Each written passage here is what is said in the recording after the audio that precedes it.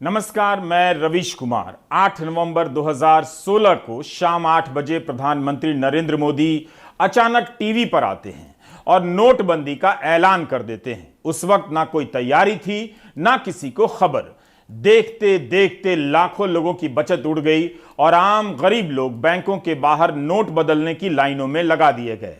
अपना पैसा बेकार होने के सदमे से कई लोगों के मरने और रोने धोने की खबरें भी उस समय खूब छपी। क्या देश कभी जान पाएगा कि वह फैसला कैसे लिया गया, क्यों लिया गया और उसका नतीजा क्या निकला? क्या यह भी जान पाएगा कि कितने लोग अपने नोट नहीं बदल सके और वो राशि कितनी रही होगी, जिससे पता चले कि आम लोगों की मेहनत की कमाई के इतने हजार करोड़ नष्ट हो गए। 8 नवंबर 2016 के दिन ऐसा धमाका हुआ कि किसी को समझ नहीं आया। यह फैसला भी 2020 की तालाबंदी के जैसा था। एक ही झटके में देश सड़क पर आ गया। पुराने नोट बदलने की समय सीमा इतनी कम थी कि बैंकों के बाहर लंबी लंबी कतारें लग गईं। नोटबंदी के बाद बैंकों के कई कैशियरों ने बताया कि उनके पास नोट गिनने तक की मशीनें नहीं थी। हाथ से गिनने के कारण कम नोट गिने गए तो अपनी जेब से उसकी भरपाई करनी पड़ी। कई बैंकरों ने कर्ज लेकर नोट गिनने में आई कमी की भरपाई की।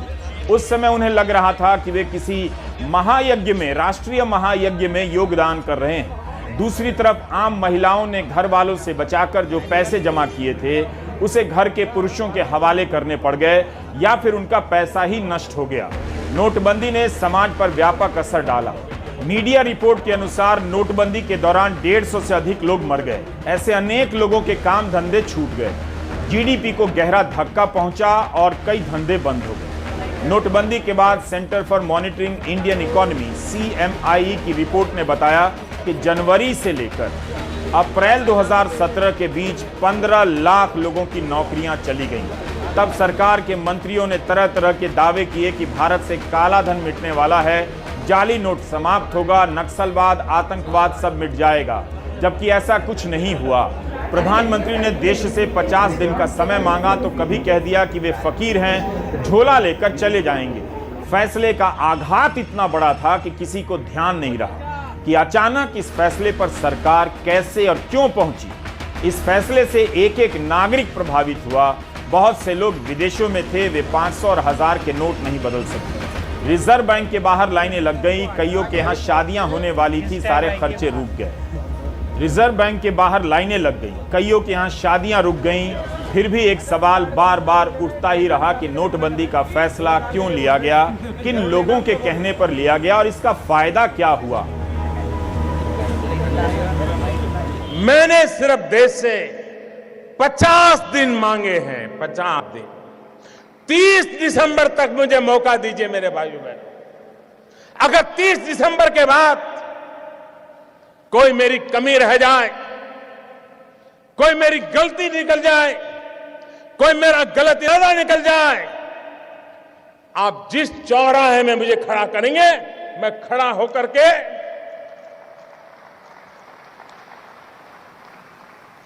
देश जो सजा करेगा वो सजा भुगतने के लिए तैयार हूं। मैं जानता हूं मैंने कैसे कैसी ताकतों से लड़ाई मोल ली है। मैं जानता हूं कैसे कैसे लोग मेरे खिलाफ हो जाएंगे। मैं जानता हूं 70 साल का उनका मैं लूट रहा हूं। मुझे जिंदा नहीं छोड़ेंगे, मुझे बर्बाद करके रहेंगे। उनको जो करना है करे। 50 साल भाइयों बहनों, 50 दिन मेरी मदद करें।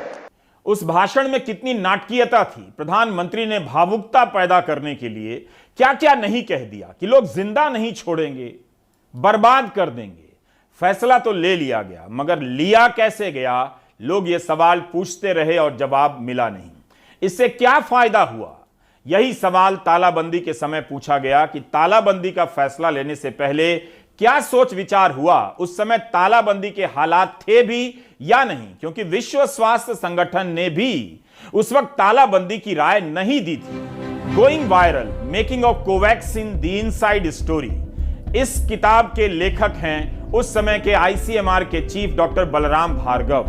डॉक्टर भार्गव इस किताब के पेज नंबर 7 पर लिखते हैं कि मार्च के पहले सप्ताह में टॉप लीडरशिप के साथ आईसीएमआर की पहली बैठक प्रस्तावित थी। हमसे सफेद कागज पर सुझाव देने के लिए कहा गया। हमने केवल 2 पंक्तियां लिखी, तालाबंदी करें। टॉप लीडरशिप का नाम तक नहीं है। क्या इस तरह से तालाबंदी का फैसला लिया गया? तो क्या नोटबंदी के समय भी पर्ची पर लिखकर फैसला लिया गया? कोई नहीं जानता। सुप्रीम कोर्ट के 5 जजों की पीठ ने एक अहम फैसले में केंद्र सरकार और भारतीय रिजर्व बैंक से कहा है कि नोटबंदी के फैसले से संबंधित फाइलें तैयार कीजिए और व्यापक हलफनामा दायर कीजिए। कोर्ट ने कहा है कि नोटबंदी के एक दिन पहले केंद्र सरकार ने भारतीय रिजर्व बैंक को जो पत्र लिखा था वह भी उसमें शामिल हो। सुप्रीम कोर्ट की पीठ इस बात पर विचार करेगी कि क्या सरकार के पास आरबीआई अधिनियम की धारा 26 के तहत 500 और 1000 रुपए के सभी नोटों को बंद करने का अधिकार है। क्या नोटबंदी करने की प्रक्रिया उचित थी? अगली सुनवाई 9 नवंबर को होगी। नोटबंदी के बाद तक यह सवाल पूछा गया है कि इस फैसले से क्या फायदा हुआ, इसका आधार क्या था। कोर्ट ने यह भी कहा कि सरकार की समझदारी मामले का एक पहलू है।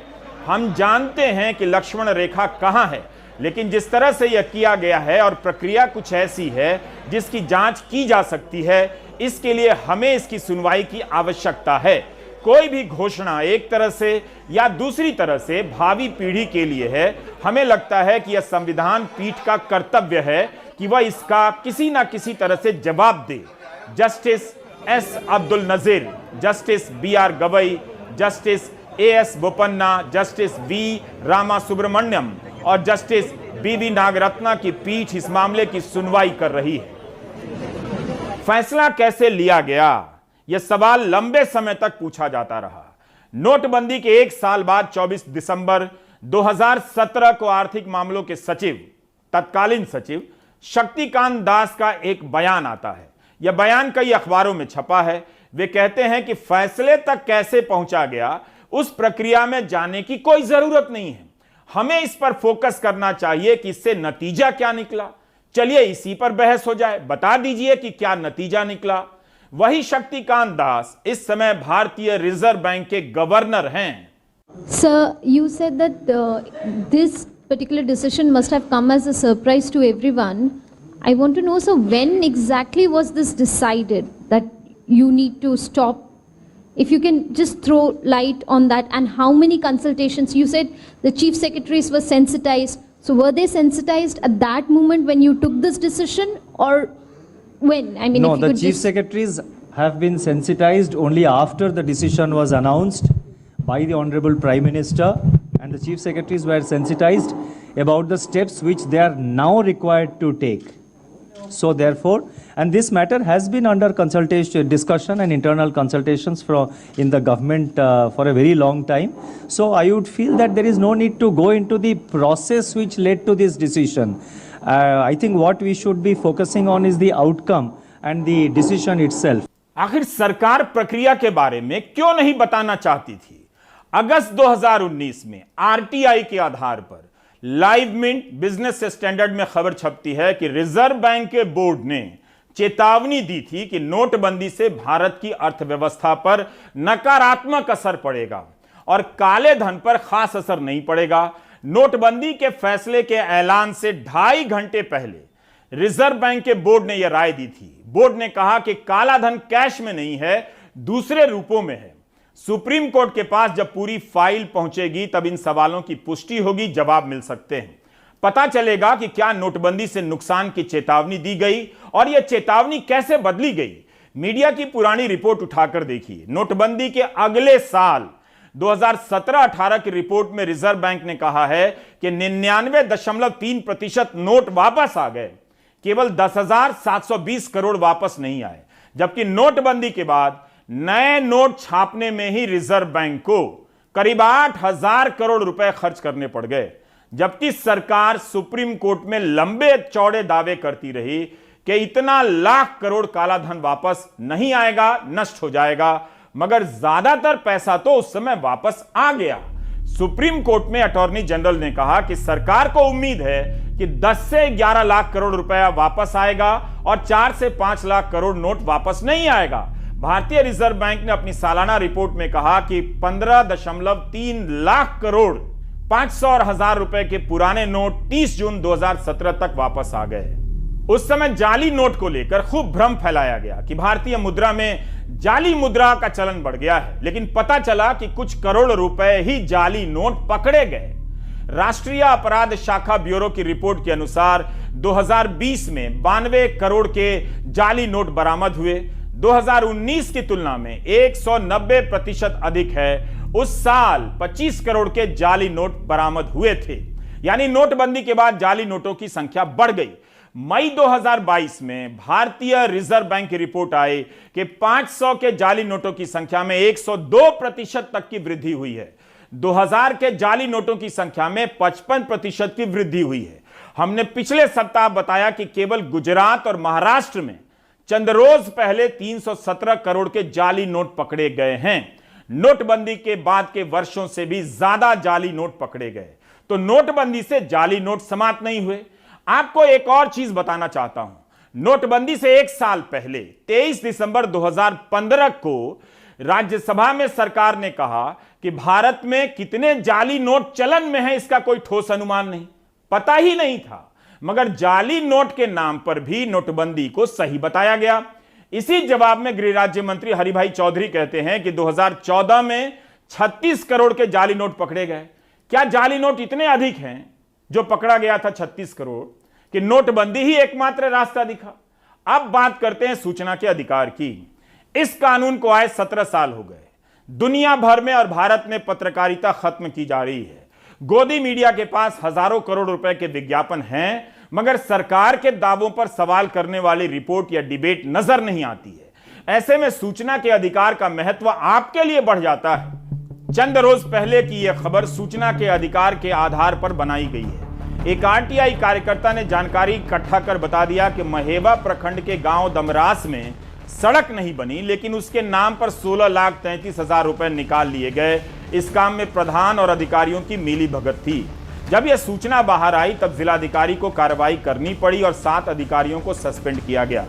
इस रिपोर्ट में सूचना के अधिकार के कार्यकर्ता का नाम नहीं दिया गया है।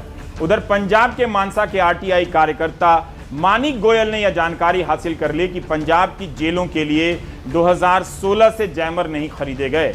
4G की शुरुआत के समय ही खरीदे जाने चाहिए थे, क्योंकि पुराने जैमर 4G फोन को ब्लॉक करने में सक्षम नहीं हैं। इस एक सूचना से आरटीआई कार्यकर्ता ने जेल मंत्री के दावे को चुनौती दे डाली है कि पंजाब की जेलें मोबाइल मुक्त हो गई हैं। इन दो उदाहरणों से साफ है कि गांव और कस्बों के लोग जब अपनी आंखों के सामने भ्रष्टाचार देखते हैं तब उनके पास पता करने का विश्वसनीय जरिया आरटीआई ही है। अगर मीडिया अपना काम करता तो लोग मीडिया पर भरोसा करते। आपने देखा कि एक सूचना से कार्रवाई भी हुई और सरकार ने सड़क बनाने के लिए जो पैसा दिया उसका घोटाला भी पकड़ा गया।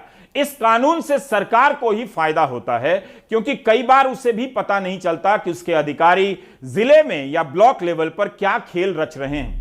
अब यह खबर इसी साल 15 जुलाई को द वायर में छपी है। बनजोत कौर ने आरटीआई के जरिए ऐसी सूचनाएं हासिल की हैं जो मंत्री खुद से कभी नहीं बताएंगे और न मंत्रालय के अधिकारी। इन सूचनाओं के आधार पर बनजोत कौर ने अपनी रिपोर्ट में सवाल उठाया है कि कोरोना से बचाव के टीके के 2 डोज के बाद बूस्टर डोज का फैसला किस डेटा के आधार पर लिया गया, किसकी मंजूरी से लिया गया। बनजोत कौर बताती हैं कि प्रधानमंत्री ने जब 10 जनवरी 2022 को बूस्टर डोज का ऐलान किया, तब उससे पहले टीकाकरण के लिए बनी राष्ट्रीय सलाहकार समिति और CDSCO central drug standards control organisation को भरोसे में नहीं लिया गया। यही नहीं, जुलाई में जब यह रिपोर्ट द वायर में छपती है तब तक central drug standard control organisation ने बूस्टर डोज को मंजूरी नहीं दी थी, ऐसा लिखा है। 7 जून के जवाब में CDSCO कहता है कि उसने बूस्टर डोज को मंजूरी नहीं दी है।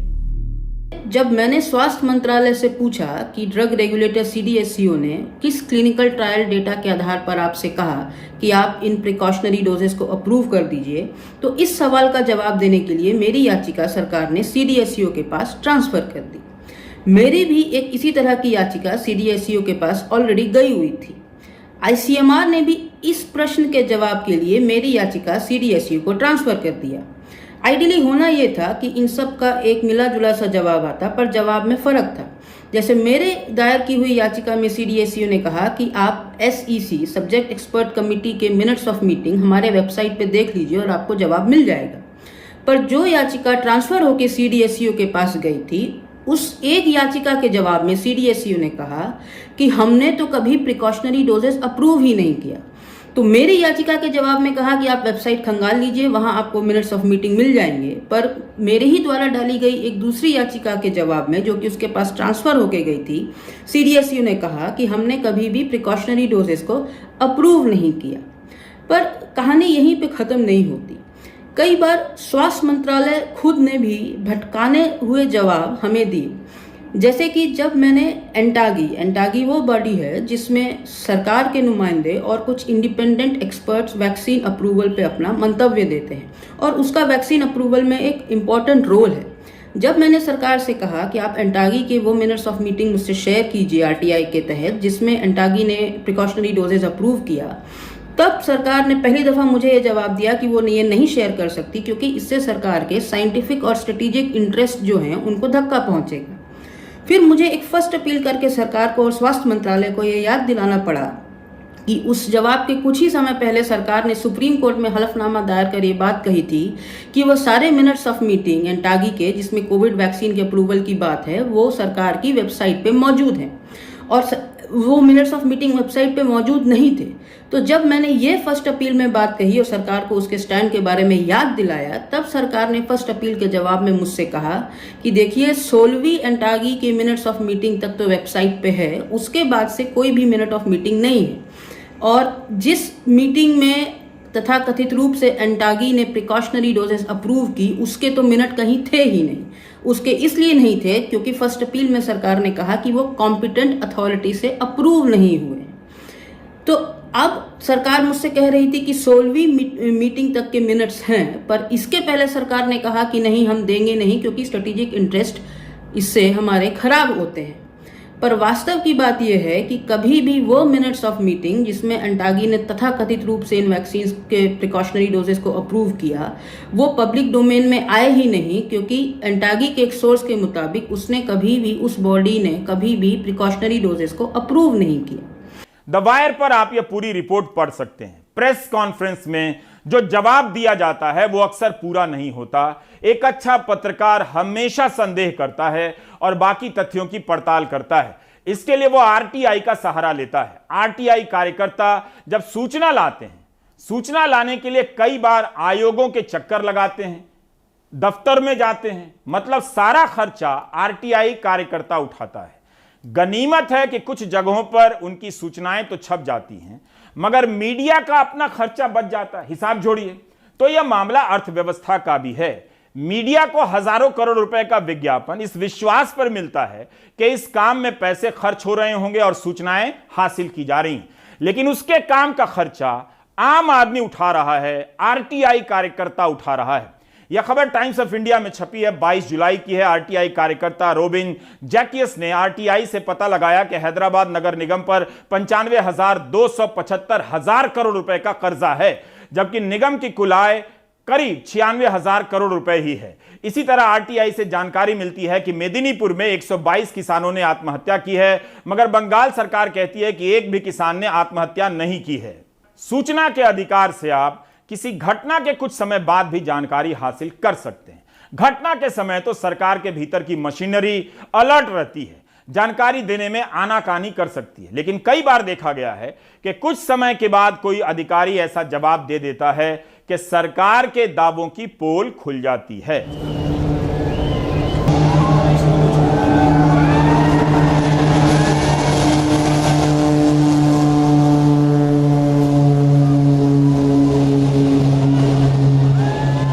जैसे 2017 में गुजरात चुनावों के पहले आपने ये इवेंट देखा, तब प्रधानमंत्री मोदी पानी में उतरने वाले और पानी से उड़ने वाले जहाज में बैठे थे।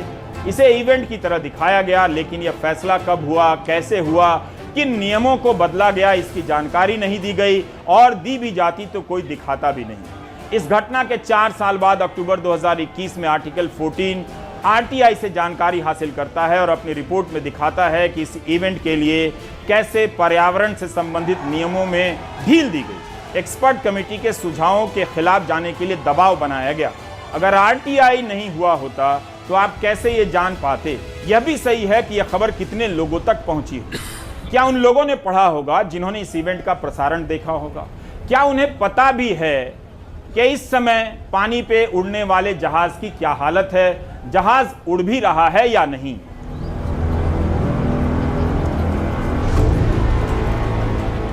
कई बार सरकार पर भी असर हो जाता है। इस साल मई में एक खबर छप गई कि चंडीगढ़ के अस्पताल में गर्भवती और नवजात बच्चों के डीएनए टेस्ट के लिए खराब किट्स का इस्तेमाल हो रहा है। इस रिपोर्ट के बाद स्वास्थ्य सचिव ने रिपोर्ट मंगा ली। अगर यह कानून खत्म कर दिया गया, इसके तहत जवाबों को टाला जाने लगा, तब अगर आपके किसी अपने की जान पुरानी दवा देने से चली जाएगी तो आप कैसे पता करेंगे? गोदी मीडिया तो यह काम करेगा नहीं। मैं 2012 से आरटीआई फाइल करता रहा हूँ। मैंने अभी तक 200 से ज़्यादा आरटीआई फाइल की हुई है। मैं अपने अनुभव से बता सकता हूँ कि आरटीआई में सबसे ज़्यादा ज़रूरी होता है कि आप आरटीआई को कैसे ड्राफ्ट करते हो। अगर ड्राफ्ट करने में एक जरा से भी चूक हो गई तो सरकारी अफसर उसका माहिती नहीं देते हैं। इसका ये मतलब नहीं होता है कि अगर आपने अच्छे से ड्राफ्ट की और फाइल की आरटीआई तो आपको जवाब मिल ही जाए। सरकारी अफसरों के पास बहुत सारे बहाने होते हैं जिसका बहाना लेके वो आरटीआई में इंफॉर्मेशन देने से मना कर देते हैं। मैं एक उदाहरण देना चाहता हूँ। मैंने परीक्षा लेने वाले के आयोग में आरटीआई फाइल करके पूछा था कि परीक्षा में क्वेश्चन पेपर और आंसर की बनाने वाले पर्सन के एजुकेशन क्वालिफिकेशन क्या है, तो मुझे उनकी प्राइवेसी का बहाना बना के माहिती देने से मना कर दिया गया। अब जब एक नागरिक को माहिती देने से मना किया जाता है तब नागरिक के पास विकल्प होता है कि वो सूचना आयोग में उसकी सेकंड अपील फाइल करे। लेकिन जब सूचना आयोग में नागरिक अपनी सेकंड अपील फाइल करता है और उसकी हियरिंग डेट आती है तो नागरिक को खुद सूचना आयोग में प्रेजेंट रह के अपना केस डिफेंड करना पड़ता है। अगर किसी कारणवश नागरिक हियरिंग के दिन हाजिर ना रह पाए तब ज़्यादातर केस में सूचना आयोग सरकारी अफसर की बात सुन के उनके फेवर में फैसला दे देते हैं। उसका एक बड़ा कारण ये है कि भारत में ज़्यादातर सूचना आयोग वो है जो सरकार से रिटायर्ड किए हुए अफसर है। दूसरी बात, जब नागरिक हियरिंग के दिन प्रेजेंट रह के अपना केस डिफेंड करना चाहे तब भी उसको अपनी बात रखने के लिए 4 से 5 मिनट का ही समय दिया जाता है। तीसरी बात, अगर जब नागरिक अपना केस अच्छे से डिफेंड कर पाए और सूचना आयोग को भी लगे कि नागरिक की बात सच है और सरकारी अफसर ने माहिती नहीं दी है और सरकारी अफसर दोषी है, तब भी उस बहुत रेयर केस होता है जब सूचना आयोग सरकारी अफसर पे कोई पेनल्टी लगाते हैं। चौथी और मुख्य बात, आरटीआई का मुख्य उद्देश्य है गवर्नेंस में ट्रांसपेरेंसी लाने का। ट्रांसपेरेंसी के लिए गुजरात हाईकोर्ट ने अपने सारे बेंचेस की यूट्यूब पे लाइव स्ट्रीमिंग स्टार्ट कर दी है, तो सूचना आयोग की अपनी प्रोसीडिंग की लाइव स्ट्रीमिंग नहीं कर सकता है। एक मसला आरटीआई कार्यकर्ताओं की सुरक्षा का भी है। उनसे कहा जाता है कि घर या दफ्तर का पता दें, जबकि कोलकाता हाईकोर्ट का आदेश है कि आप भारतीय डाक विभाग से पोस्ट बॉक्स नंबर लेकर वही पता दें। मगर स्पीड पोस्ट से सूचना जाती है और स्पीड पोस्ट का डाक पोस्ट बॉक्स में जमा नहीं होता। एक आंकड़े के अनुसार अभी तक 99 आरटीआई कार्यकर्ताओं की जान जा चुकी है, 180 पर जानलेवा हमले हो चुके हैं। तो कोई भी नहीं चाहता, इससे साफ है कि सूचना के अधिकार के तहत व्यवस्था ऐसी बन जाए कि हर नागरिक बेखौफ सूचनाएं मांगने लग जाए, क्योंकि तब सबकी पोल खुल जाएगी। अंजलि भारद्वाज का सतर्क नागरिक संगठन लगातार इन सवालों को लेकर काम करता है, तब भी काम करता है जब गोदी मीडिया में बदल चुके मीडिया का ध्यान इन प्रश्नों पर नहीं जाता है। 17 साल हो गए इस कानून को आए हुए, लेकिन आज अगर लोग सूचना मांग रहे हैं तो सरकारें बहुत समय पर तो ये कह रही हैं कि हम सूचना रख ही नहीं रहे, हमने सूचना रखना बंद कर दिया है। जैसे लोग सवाल पूछते हैं कि कोविड के समय पर ऑक्सीजन की कमी से कितने लोगों की मृत्यु हुई, तो सरकारें कहती हैं कि हमारे पास ये डेटा ही नहीं है। अगर पूछा जाए कि माइग्रेंट वर्कर्स जो प्रवासी मजदूर थे उनकी मृत्यु हुई, कितनी मृत्यु हुई जो चल के जा रहे थे कोविड के समय पे, सरकार कहती है डेटा नहीं है। ये एक बड़ा तरीका है लोगों के सूचना के अधिकार को संकुचित करने का। आज दूसरी जो प्रहार हम देख रहे हैं वो है कि सरकारें सवालों का जवाब नहीं देती अगर उनके लिए इनकन्वीनियंट होता है सवाल। अगर भ्रष्टाचार के बारे में, मानव अधिकारों के हनन के बारे में सूचनाएं मांगी जाएं तो बिना किसी लीगल तथ्य के सरकारें सूचना देने से मना कर रही हैं। अब ऐसे में हमारे पास एक नागरिक के नाते एक ही रास्ता रह जाता है कि हम इंफॉर्मेशन कमीशन, सूचना आयोगों में जाकर शिकायत और अपील कर सकें। वहां पर भी हम देख रहे हैं कि सरकारें कोशिश कर रही हैं कि ये आयोग सही से ना चल सके, इंडिपेंडेंट तरीके से अपना काम ना कर सकें और सरकारों को ये ना कहें कि आप सूचना मुहैया कराएं।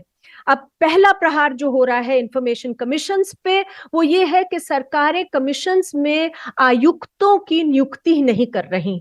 तो अगर हम सेंट्रल इंफॉर्मेशन कमीशन को देखें, केंद्र सरकार ने 2014 से एक भी कमिश्नर की नियुक्ति नहीं की जब तक लोग कोर्ट्स में नहीं गए हैं, कचहरी में नहीं गए हैं। तो इसी तरह से और भी जगहें हैं जहां पर राज्यों में नियुक्तियां नहीं की जा रही हैं। आज झारखंड और त्रिपुरा के इंफॉर्मेशन कमीशंस बंद पड़े हैं, डिफंक्ट हैं, क्योंकि एक भी कमिश्नर की नियुक्ति नहीं की गई है वहां पर जब से पुराने कमिश्नर रिटायर हुए हैं। और इसके कारण लोगों के सूचना के अधिकार पर एक बहुत बड़ी चोट है, क्योंकि अगर सरकार उन्हें सूचना नहीं देती तो कोई कमिश्नर ही नहीं है, कोई कमीशन ही नहीं है जो उनकी बात सुने। और कमिश्नर ना होने के कारण बहुत सारे मामले लंबित पड़े रहते हैं।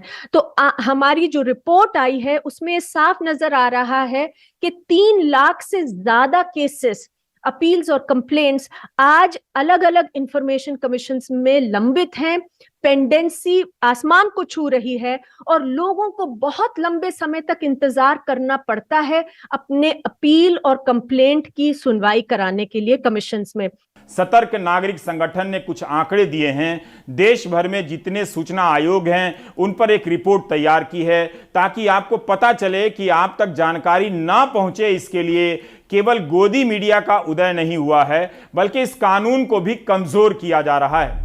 झारखंड और त्रिपुरा का सूचना आयोग पूरी तरह से निष्क्रिय है। नए सूचना आयुक्त की नियुक्ति नहीं हुई। मणिपुर, तेलंगाना, पश्चिम बंगाल और आंध्र प्रदेश के सूचना आयोग में मुख्य सूचना आयुक्त ही नहीं है। सूचना आयोगों में अपीलों और शिकायतों का बैकलॉग बढ़ता ही जा रहा है। सूचना आयोग ने 95% मामलों में पेनल्टी ही नहीं लगाई। अगर दंड ही नहीं देंगे तो अधिकारी कैसे सुधरेंगे? आरटीआई अधिनियम की धारा 25 के तहत प्रत्येक आयोग को वार्षिक रिपोर्ट तैयार करनी होती है। 29 में से 20 आयोगों ने 2020-21 के लिए वार्षिक रिपोर्ट तैयार ही नहीं की। सूचक पटेल ने गुजरात सूचना आयोग से ही जानकारी मांग दी। 23 सितंबर को जवाब मिला, बड़ा दिलचस्प है। गुजरात सूचना आयोग ने बताया कि पिछले 10 साल में केंद्र सरकार से कोई पैसा नहीं मिला है जिसका इस्तेमाल इस कानून के प्रति लोगों को जागरूक करने में किया जाए। राज्य सरकार ने भी कोई पैसा नहीं दिया। नागरिकों को जागरूक करने के लिए एक भी अभियान या सत्र नहीं चलाया गया। अधिकारियों को जागरूक करने के लिए एक भी सत्र का आयोजन नहीं हुआ। यह हाल है। आयोग अपने काम का हिसाब नहीं दे रहे हैं। हमने जितनी बातें बताई उसके साथ अब दिल्ली में चल रहे एक विवाद को देखिए।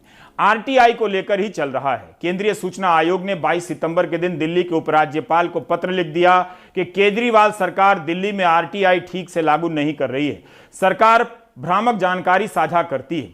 अरविंद केजरीवाल और मनीष सिसोदिया का उभार ही सूचना के अधिकार कानून से होता है। अब उनकी सरकार पर यह आरोप लगा है। दिल्ली सरकार ने इस पत्र के जवाब में कहा है कि केंद्रीय सूचना आयोग ने यह चिट्ठी बीजेपी के इशारे पर लिखी है। बहुत दुखद है कि केंद्रीय सूचना आयोग जैसी संस्था भी गंदी राजनीति में शामिल हो रही है। दिल्ली सरकार को इस बात पर गर्व है कि हम आरटीआई एक्ट को बहुत अच्छे से लागू कर रहे हैं।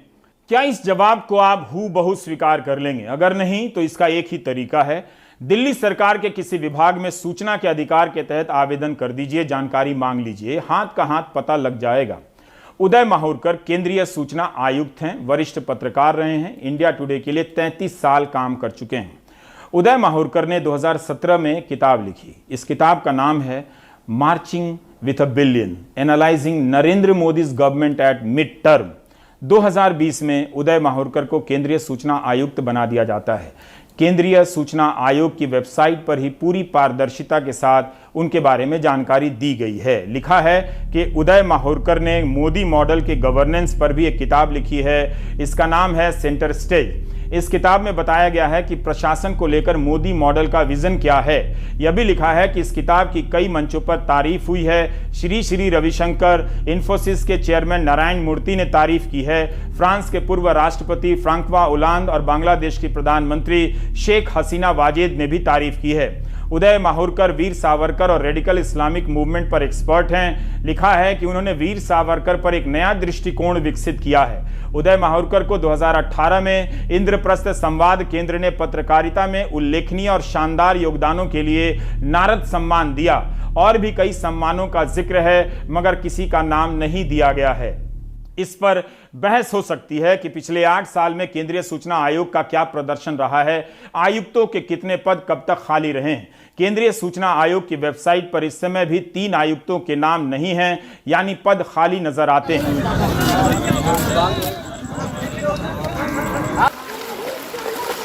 सितंबर और अक्टूबर की बारिश जो तबाही लेकर आई है, उसकी सूचना भी देश को कम है, हमें भी नहीं है। यूपी के बलरामपुर बाराबंकी जिले में सरयू और घाघरा नदी का पानी उफान पर है। राप्ती भी नियंत्रण से बाहर है। बाढ़ का पानी गांव घरों में घुस गया है।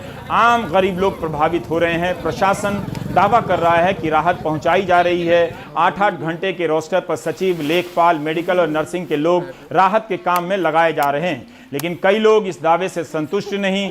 अब इस बाढ़ का कवरेज होता तो प्रशासन को भी उसी समय पता चलता कि उसके काम में कहां कमी रह जा रही है, सुधार करने का मौका मिलता, लोगों की परेशानी कम होती, लोग भी सरकार की जय जय करते। कवरेज होता तो लोगों को यह भी पता चलता कि आपदा राहत के काम में प्रशासन को कितनी मुश्किलों का सामना करना पड़ता है। लेकिन अब के गोदी मीडिया के दौर में यह सब स्पीड न्यूज की खबरें हैं। 4 सेकंड में खबर समाप्त हो जाती है। कितने हजार एकड़ में फसलें बर्बाद हुई हैं, किस किसान की कितनी लागत डूबी है, मुआवजा मिलने की प्रक्रिया क्या है, सभी को मिल भी रहा है या कुछ ही को मिल रहा है। अब ये सभी सवाल पत्रकारिता के कोर्स से ही बाहर कर दिए गए हैं। बहुत पानी आ गया सर, घरों में पानी भर गया है, इतनी समस्याएं हो रही हैं, जीव जंतु निकल के घर में आ रहे हैं। खाना बनाने के लिए छोटे छोटे बच्चे हैं जिनको खाने में बड़ी दिक्कत हो रही है। गवर्नमेंट की तरफ से अभी कोई भी सुविधा मुहैया नहीं हुई है, ना कोई, बस नाव लगा दी गई है सेंटर पर, अभी कोई खाने पीने का, ना कोई लंच पैकेट है, ना कुछ, कोई भी व्यवस्था यहाँ पे भी नहीं हुई। घर में पानी भरा, तख्त के ऊपर लोग चारपाई रख के और कोई व्यवस्था के किसी तरह खिचड़ी तहरी बना के किसी तरह बच्चों को का पेट पालन हो रहा है। ये समझ लीजिए इतनी समस्या, ऊपर से भी परस रहा, नीचे से तो आप लोग देख ही रहे हैं।